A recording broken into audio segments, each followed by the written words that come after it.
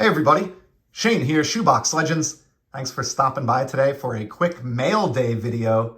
In the absence of time to do anything more structured, going to take a look at some recent pickups that I've got over the past few weeks, with the caveat that these are all graded cards. I have maybe 6 or 8 of them to get through here, picked up in the last month or two. I've got vintage baseball, some great modern baseball shine, and in between we'll even look at a couple of hockey cards and a really interesting soccer card as well. So let's start with the vintage baseball card. You probably saw this, those with a keen eye, on top of the stack as I was getting through the intro. Beautiful 1954 Bowman Hoyt Wilhelm. Look at this card. This surfaced recently in a saved search that I have for other cards, and it just kind of happened to make its way in. And even though I already own a copy of this, it is nowhere near as gorgeous as this card. It's an SGC4, as you can plainly see, but when you look at this even up very, very close, there is no wrinkling, there are no creases, no paper loss, no snow, no holes, no folds. The corners even look great, the centering looks great. And to me, when I hold this at arm's length like I'm doing now, it passes my eyeball test as just a gorgeous copy of this card. Longtime MLB pitcher and Hall of Famer, Hoyt Wilhelm, from an era where the Giants were still in New York City, no less. Absolutely love that. And the reason I ended up with this, even though I wasn't seeking it out, specifically the asking price on this card was $20, buy it now. I kid you not. So, I mean, that was just an offer that I couldn't refuse, even if it wasn't a card I was really planning on adding at the moment. And I know Hoyt's cards tend to go cheaply, and I'm not saying, this was like some stellar deal, but if I could find any 1950s Bowman card of a Hall of Famer that looks like that, already graded for a $20 bill, I am going to be in on that all day long, every day. So great baseball edition there. Really quickly, we're going to jump over to hockey just for a pair of cards that go together from the decade that I came up in the sport as far as collecting, the 1990s. And both of these cards feature the great one, Wayne Gretzky, number 99. I am always looking for opportunities to expand on my Gretzky collection. And recently, was able to snag these both from the same seller in the same evening. And my total bill for both combined came to $50 on the nose. And so here's the first one. Check that out. It's the hologram, award winner hologram insert for the Art Ross Trophy from 1991 Upper Deck Hockey. And what's amazing about this is that it's in a PSA 9. Those of us that open packs of this stuff, 91 Upper Deck, back then, over 30 years ago, I can't believe I'm saying that, will know, or even people that have acquired these since, they are extremely condition sensitive.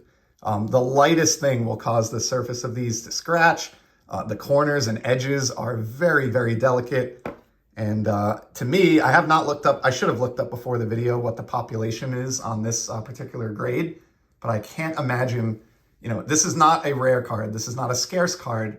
There are tons of these out there. However, I would be surprised if the majority of those would grade as highly as this gorgeous PSA 9. And as when I showed this to my buddy Eric over at Those Back Pages, he joked it's the Gretzky drinking from the cup card, which I find pretty comical. But as a child of the late 80s who grew up in the 90s, the hologram is just really fantastic to me. And again, I was amazed at the condition. This is a card where it was tough for me to even comp this card or what I should be maybe bidding on it. And so I didn't know if with my bid of, which I think was around $30 or $40, if I would win this or if I'd be blown out of the water and this would go for like $200 because, Gretzky collectors are that crazy. But yeah, pleasantly surprised to win this for I think a little over $20.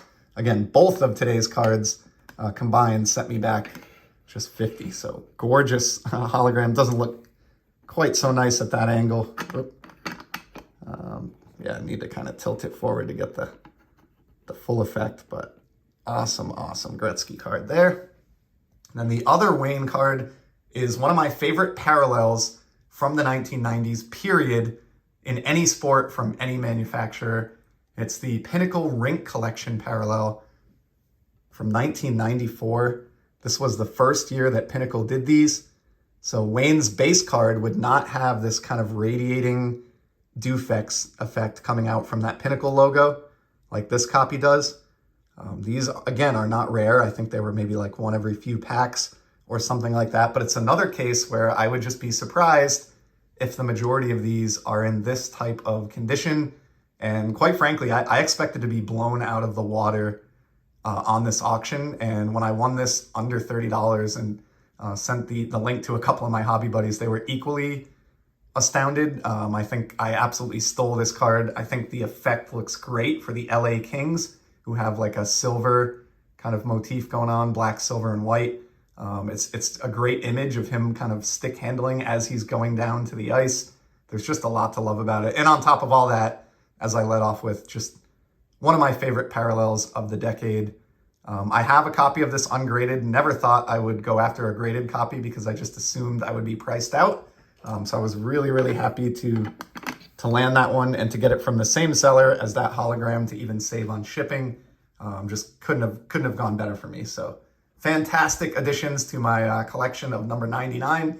And I love that with each being graded a 9, that's like the 99 pickup right there. 9 on the left, 9 on the right, just like on his jersey. Can't beat it. And now let's do the one soccer card really quickly, and then we'll move back to baseball to finish it off. This is another card that I've had ungraded in the past. I guess that's also a theme of these first few. Didn't think I would pick up a graded copy, but couldn't resist this at the price point. So this is from the 2018 Panini Instant World Cup set, and it's Kylian Mbappe for France. So what these cards are, I've mentioned them a couple times before, but it's been a while. They're basically like the Topps Now cards, but for the World Cup. And I know soccer isn't for everybody, but if you just take a step back and think about it for a minute, the World Cup, in my mind, and I think most would agree, almost everybody, the World Cup is the single largest event in global sports. It's the event that's watched by the most people in the most countries across the world at the same time in sports, more so than the Olympics even, which is astounding. It's the event. And then the amount of pressure that these players face as everyone in their nation is watching them and everyone around the globe is watching them to try to win one of the most difficult tournaments in all of sports. It fascinates me. The World Cup is my favorite event in soccer, and it might be my favorite event in sports above the Stanley Cup Finals and Major League Baseball, the World Series, any of that. The World Cup is my jam. And in 2018, Kylian Mbappe led France to a World Cup victory when he was 19 years old. And he was not just a bench player or, an insignificant sub who would come on with 20 minutes left. He played in all the games. He scored 4 goals, including a goal in the final. He was the first player to do that as a teenager since Pele. And when you think about the amount of eyes on this kid and the amount of pressure on him when he was 19 years old, and to be able to go out there and perform like that in front of the largest audience in the history of sports is insane to me. And so this card, he has a few cards in the set because the tournament went on for a few weeks, and whenever he would do something notable, he would make the set. This one is one of the final cards in the release, and it's because he won, I think the Young Player Award is what it's called.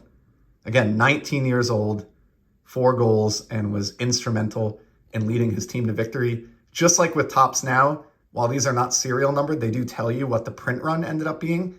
So there are 630 copies of this card in existence. And I think it's a sneaky good card because it symbolizes what he achieved in that tournament at that age, which is one of the most important or notable feats in the history of soccer. Now, I don't think I'm overstating that. I really don't. I am an Mbappe fan, so maybe I'm a little bit biased, but found this recently in a PSA 9. It was available at a very, very reasonable price point, way lower than $100, and I think closer to $50. And to me, this is a can't miss soccer card. I also have an ungraded copy of this, so that means there's only 628 others out there aside from the 2 that I own. So super pumped to get that Mbappe. Great addition to my soccer collection, which I haven't talked about in a little bit, but I'm always behind the scenes working on improving. And then let's finish it off here with a trio of modern baseball pickups. All 3 of these cards are going to be from the 2020s, actually. So this is about as new as it gets. And we'll start with Juan Soto, one of my favorite players from 2020 Topps Heritage. This is his Chrome Refractor. So Topps Heritage obviously pays tribute to the designs of the past, and this here is the 1971 Topps design. However, it's the chrome insert, and then above and beyond that, it's the refractor. So you just get this amazing, amazing shine. This is also graded a PSA 9. It's my favorite grade to go after cards in. I don't know what it is, but I don't usually pay up for 10s, and I love a good 9. These are serial numbered. So this is a third-year Juan Soto. These are serial numbered, in this case to 571 to represent 1971. And so not an impossible card by any means, but a sneaky good card. And I bought this after the Yankees signing, and it was less than the cost of a blaster, a retail blaster. It was about $24, if I recall. And I don't know, I'm a huge Juan Soto fan. I'm trying to rein in and be a little bit more, I guess, picky is the word I'll use in terms of, you know, what cards of his I add to the collection. I don't want to end up with a million Juan Soto cards. I'd rather have just a dozen or a couple dozen that really mean something to me at the end of the day. But this one was just too good of a deal to pass up, even if down the line I end up, you know, selling it or something. But for now, really, really happy to have that. I think that was far too cheap, and I was surprised to see it finish at that price point after his signing with the Yankees. I really thought that might drive some hobby interest his way, but I haven't seen too much of that yet. Maybe if he gets off to a hot start this year. And then let's go to a card from just this last season next, and another one that I was really just, maybe I have this market wrong in my mind, I don't know, but this guy had an amazing season. Rookie of the Year, I believe. Corbin Carroll led his team all the way to the World Series, and this is his rookie card from 2023 Heritage, and it's the same deal as the Juan Soto. It's the chrome refractor. This case, it's a PSA 8, so I benefited from the 8 hate that's out there, and this cost me about the same amount of money as the Juan Soto. And I just, you know, I think this is numbered to 574 because it's a 1974 design, so there are 3 copies more of this out there than there are of the Soto. But in this case, it was even more surprising to me because, yes, it's an 8, but this is his rookie card, which, you know, people really go crazy for. It's a great image, and I love that it's on that 74 design. I don't really plan on collecting Corbin Carroll. He's not a player that, you know, speaks to me or plays for a team I follow or anything like that. But if I could just tuck this one card away in a box for the next few years and know that, you know, if he goes on to have an amazing career, at least I've got one nice rookie card of his that I really think is beautiful. I thought that was worth that opportunity for, again, less money than like a retail blaster of this exact product would cost me if I went to my local big box store. And if you were to buy a blaster and pull this card out, you would be jumping for joy. And so getting that exact card already graded for less than the cost of a blaster is just can't miss for me. Then we're going to close out with probably the best modern card in this episode and probably the most valuable card of anything we've looked at today. Always on the hunt for more Mookie Betts cards to expand my collection of the man, and I landed one recently that I am just ecstatic about. It's from 2020 Topps Chrome. I got the proper gold refractor. Just an awesome, these are numbered to 50. Some of the most desirable shiny cards out there is the Topps Chrome True Gold Refractor. You know, not Gold Wave or Ben Baller or anything like that. It's just Topps Chrome Gold Refractor. 50 of these exist. Great image here. Of course, he's airbrushed into the Dodgers uniform, having played the previous season with the Red Sox, but still a great batting image. And somebody, again, who I'm just a huge believer in. I try to stick, especially with modern baseball pickups, I don't get into every prospect and rookie. I try to pick a few players who I think are established and are successful and are destined for the Hall of Fame and kind of focus on those guys, my favorites among that group when it comes to going a little bit deep and expanding a collection like this. So Mookie is definitely maybe the modern player that I have the single most cards of. He's certainly in the running, but this is a great one to add to the stack that I already have and a very fitting card to conclude today's video. So again, a little bit of everything here with these pickups from 1954 Bowman all the way to 2023 Topps Heritage, and with some other sports thrown in as well. I hope you enjoyed this. I really appreciate you giving me 15 minutes of your time, and I'll be back soon with some more content. Till then, enjoy the hobby, everybody. See ya.